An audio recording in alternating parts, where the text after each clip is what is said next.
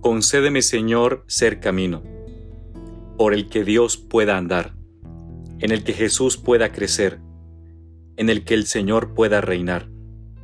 Concédeme ser camino, donde los hombres encuentren a Jesús, donde mis amigos descubran la alegría, donde todo sea paz y esperanza.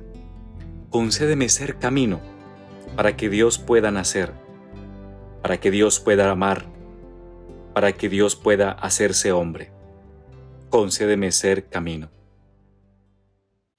Mis hermanos y hermanas, en este miércoles 12 de agosto que recordamos a Santa Juana Francisca de Chantal, la liturgia de la palabra nos presenta el Evangelio de San Mateo, en el capítulo 18, versículos del 15 al 20.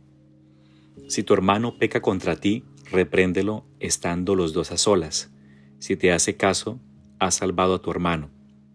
Si no te hace caso, llama a otro o a otros dos, para que todo el asunto quede confirmado por boca de 2 o 3 testigos. Si no les hace caso, díselo a la comunidad, y si no hace caso ni siquiera a la comunidad, considéralo como un pagano o un publicano. En verdad os digo que todo lo que atéis en la tierra quedará atado en los cielos, y todo lo que desatéis en la tierra quedará desatado en los cielos. Os digo además que si 2 de vosotros se ponen de acuerdo en la tierra para pedir algo, se lo dará a mi Padre que está en los cielos, porque donde 2 o 3 están reunidos en mi nombre, allí estoy yo en medio de ellos. Palabra del Señor. Gloria a ti, Señor Jesús. Vamos a meditar entonces la palabra de Dios.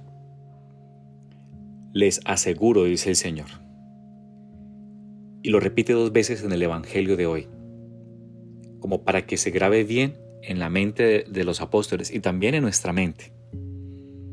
¿Qué quiere decir el Señor? Que de verdad se nos meta en el corazón. Esto que no estamos solos, nos viene a decir hoy. Es decir, que la providencia de Dios Padre está siempre pendiente de nosotros, junto con el Hijo, junto con el Espíritu Santo, y esto no debemos olvidarlo, aunque a veces parece que uno se siente solo, se siente desamparado, y puede ser porque nos separamos también del prójimo, nos separamos de la familia, de los amigos, de los hermanos, de los colegas, o puede ser porque de pronto algunos sucesos también nos abruman, como ha ocurrido este año de pandemia que azota a la humanidad. La ceremonia penitencial del Papa Francisco, presidida en el Vaticano en el mes de marzo, ha sido muy impresionante, todavía lo recuerdo. Y la hemos vivido como una llamada de Dios, como esa presencia de Cristo en este siglo. Y lo veíamos en ese Cristo del siglo XVI también allí, ese Cristo sangrando, con esa, y también la mirada de la Virgen María, su mirada maternal, ella como acogiendo, ¿no?, la oración de todos nosotros creyentes ante Jesús Eucaristía. Y recordemos esa soledad, ¿no?, de la plaza. Esa soledad era solo aparente. ¿Por qué? Porque habían millones de miradas que estaban allí, contemplando esta imagen y también siguiendo al Papa. Y el Papa Francisco seguía como hilo conductor el Evangelio de la barca, a punto de naufragar en medio de la tempestad, mientras veíamos a estos hombres que se veían como impotentes para frenar este acontecimiento, estos discípulos del Señor. Y el Señor le dice: ¿por qué tenéis miedo? ¿No tenéis fe? El comienzo de la fe es saber que necesitamos de la salvación, que no somos autosuficientes, que solos nos hundimos y necesitamos al Señor como los antiguos marineros. Así que ellos necesitaban de las estrellas. Entonces invitemos a Jesús a la barca de nuestra vida. Entreguémosle nuestros temores para que los venza, al igual que los discípulos experimentaron que aún estando con él a bordo, este miedo, pero no se naufraga con Jesús. Porque esta es la fuerza de Dios, convertir algo bueno en todo esto que nos sucede, incluso lo malo. O sea, Él trae serenidad en nuestras tormentas, porque con Dios la vida, nos decía el Papa, nunca muere.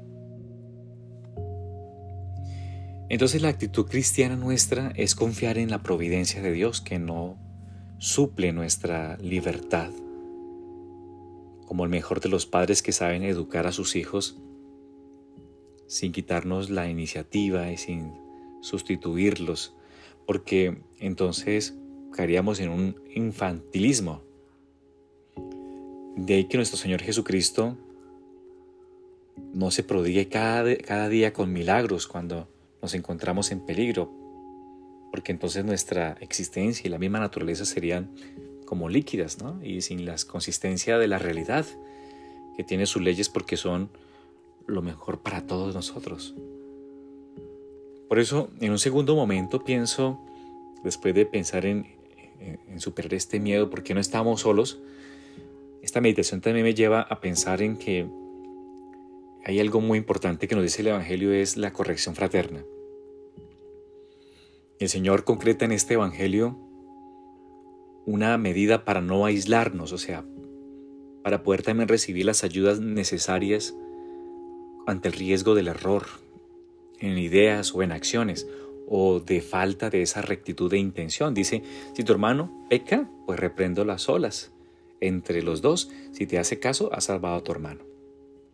O sea, desde luego se refiere a los casos graves, en que está en peligro su alma, en que está en peligro su cuerpo, pero principalmente debemos ejercer esa corrección paternal, esponsal, filial, que llamamos fraterna, como hacía Jesús con sus apóstoles y los primeros cristianos. También lo hacían así. Pablo, al corregir una desviación, por ejemplo, de Pedro, sin malicia, pero que podía inducir a error a los cristianos cuando se apartaba de comer con los que procedían del paganismo. San Juan Crisóstomo, el gran santo, predicador, le llaman boca de oro, lo expresa diciendo lo siguiente: si el solo hecho de ser de una misma ciudad les basta a muchos para hacerse amigos, ¿cuál tendrá que ser el amor entre nosotros? Que tenemos la misma casa, la misma mesa, el mismo camino, la misma puerta, idéntica vida, idéntica cabeza, el mismo pastor y rey y maestro y creador y padre. Pues bien, entonces Dios sabe que lo amamos de verdad, que estamos dispuestos a luchar por ser cada día mejores, aunque conoce nuestra fragilidad y capacidad de error, no de nacimiento, sino a causa del pecado de ese que llamamos original, pero también de los pecados personales que dejan huella, aunque sean perdonados y aunque sean rectificados. Por eso ha previsto el Señor esas ayudas normales y sobrenaturales de unos con otros, siguiendo un orden para no herir. Y esto requiere un ejercicio concreto de caridad, de amor. Para corregir hay que amar. Y también de una rectitud de intención al advertir algo que no va bien en la conducta de alguien cercano.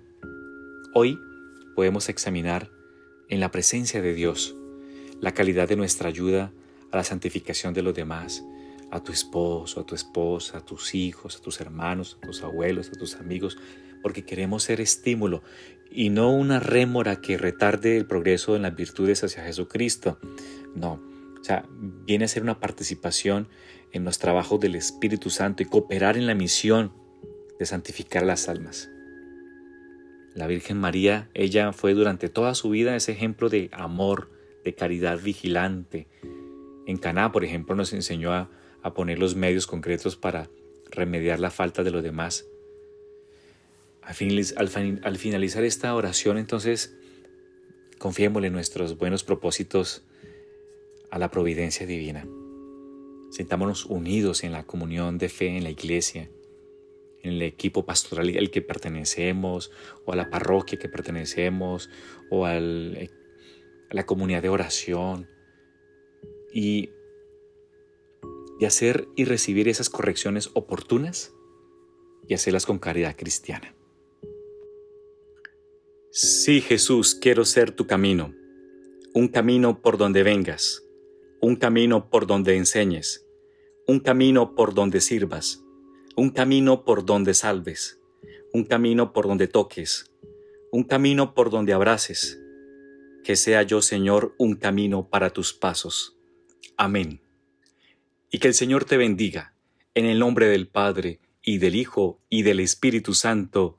Amén.